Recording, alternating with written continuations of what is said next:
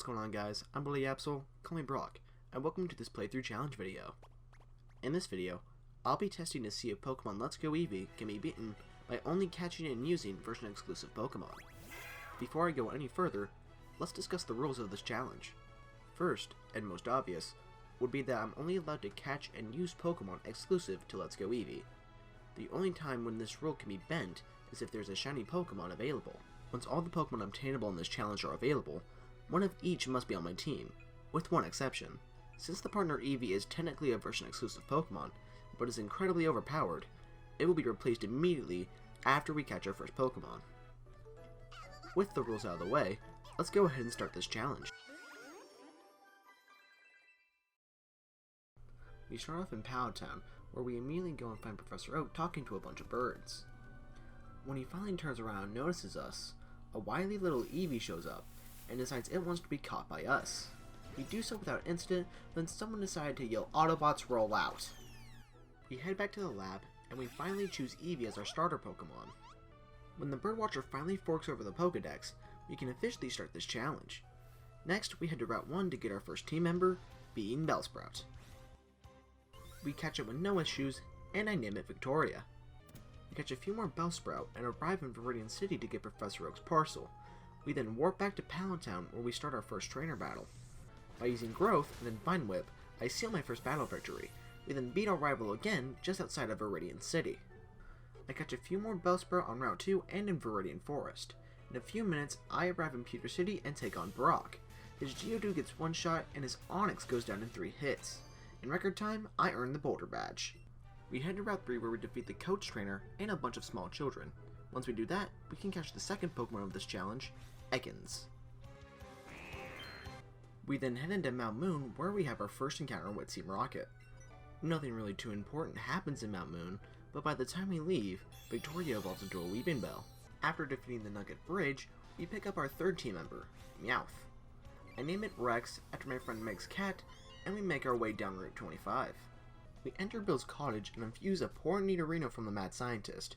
He gives us the SS ticket, and we head back to Cerulean City.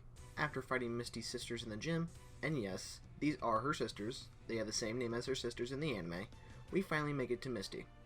Preparing for a long and grueling battle, I stock up and Victoria swept the gym again. After walking through the structurally unstable house and defeating the Team Rocket Grunt, we steal the stolen TM. It contains Dig, which is going to help us out in the next gym. With that out of the way, we can now travel to Route 5 and encounter our fourth team member, Vulpix. We catch a few for the experience, and Viper the Ekans evolves into Arbok. When we make it to the end of Route 5, we meet a rival who gets way too close for comfort. Whoa, dude, boundaries, boundaries! After the traumatic experience, we traverse the underground path and arrive in Route 6, beat more small children into the dirt, and arrive in Vermilion City. We immediately head to the SSN and take on a smorgasbord of trainers. After that, we eventually fight our rival and rub an old man's back. How did this make him stop puking? The captain teaches Eevee Chop Down, we watch the boat depart, and we head into the Vermilion Gym. Even though I taught Dig to most of my team, this gym didn't go as smoothly as the other two. I forgot his entire team knows Thunderbolt, and because of this, Meowth and Vulpix faint in 2 hits to Voltorb and Magnemite respectively. It wasn't until Surge brought out his Raichu that things eased off a bit. With one dig from Arbok, Raichu faints, and we earn the Thunder Badge. And, even though we don't want it, Surge forces his autograph onto us. After leaving the gym, Misty shows us to Diglett's Cave. We trudge through it and make it back to Route 2. We find Professor Oak's aide, and he teaches Eevee Light Up. After that, we head down the route a little more to pick up a Leaf Stone, which we'll use a bit later. We head back to Cerulean City, take a right, destroy the dreams of more small children, and almost get mugged by Team Rocket Grunts. Luckily, Lorelei shows up, and decides to be a responsible adult and take on 3 of the grunts herself, leaving us to battle 1. We defeat him with ease, and then we get a move on to Rock Tunnel. With the abundance of trainers with rock and ground types, and what I can only assume are cosplayers, Victoria plows through this entire cave, and we soon end up in Lavender Town. We see a lone Cubone run into a spooky ghost tower, but we ignore it and go on to the next route. Once we use Cut and pick up a Firestone, we can evolve Suna the Vulpix into a Ninetales. After that, we defeat the trainers on the route, and Meowth evolves into Persian. We then go to Lavender Tower to battle our rival, and we beat him so bad he feels like one of the graves around him. After finding a ghost, our rival fleeing in terror, and watching Jesse and James kidnap Cubone, it's our job to go save it. When we make it to Celadon City, we head straight for the Rocket hideout and pick up the Dark Pulse TM to use against Sabrina a bit later in this challenge. After breezing past all the grunts in the hideout and making it to the bottom floor, we beat the final grunt. For some reason, he throws the card key to the rafters instead of taking it with him, and we make our Eevee go get it for us. We battle against Jesse and James, foolishly thinking they still had Cubone. They actually put up a bit of a challenge, and I get a bit worried for the upcoming battle against Rocket Adam and Archer. But being the cocky SOB I am, we charged and I lost. After about an hour of catching more Vulpix and shoving candy down my Pokemon's throats, Weepinbell learns Poison Jab. This is why I've been waiting to evolve Weepinbell, so now we can get our Victory Bell. When we head back to the hideout, we not only mop the floor with Archer, but Giovanni falls to us as well. We obtain the Sylph Scope, but before we head back to Lavender Town, let's go ahead and take on the Celadon Gym. Since most of our team has a super effective stab move against grass types, the most difficult thing about this gym is its maze-like layout. A few flamethrowers and poison jabs later, Erica gives us the Rainbow Badge. When we arrive back in Lavender Town, we have a talk with our rival and reveal that all the ghosts in the tower are actually Pokemon. After climbing the tower, we have what I believe is the most wholesome cutscene in all of Pokemon. We reveal that Cubone's mother, Marowak, is one of the ghosts in the tower.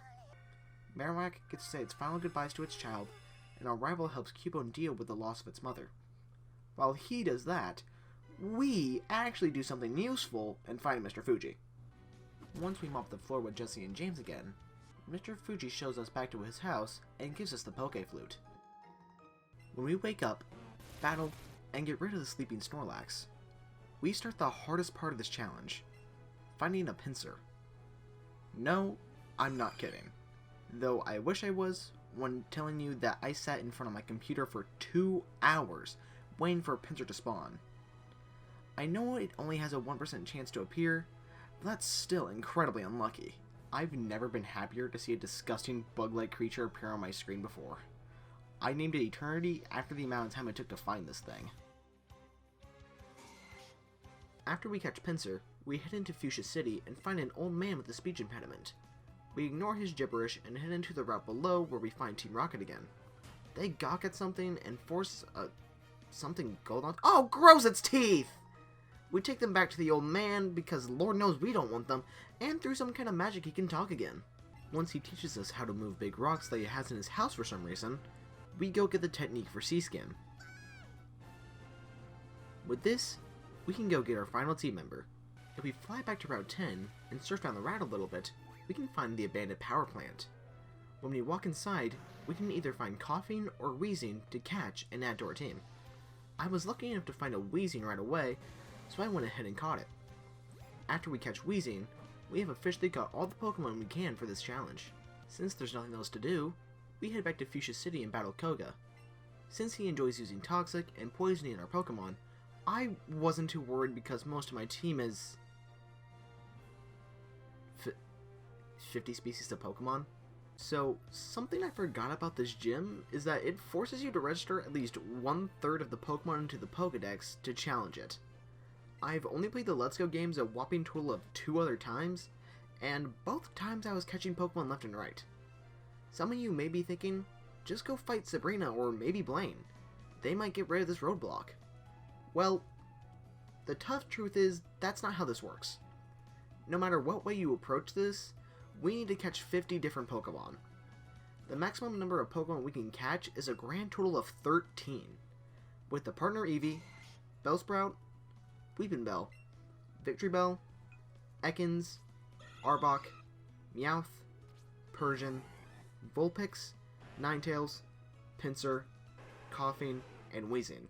So, I guess the big question is, can you beat Let's Go Eevee by only catching version-exclusive Pokemon? And the answer is, no.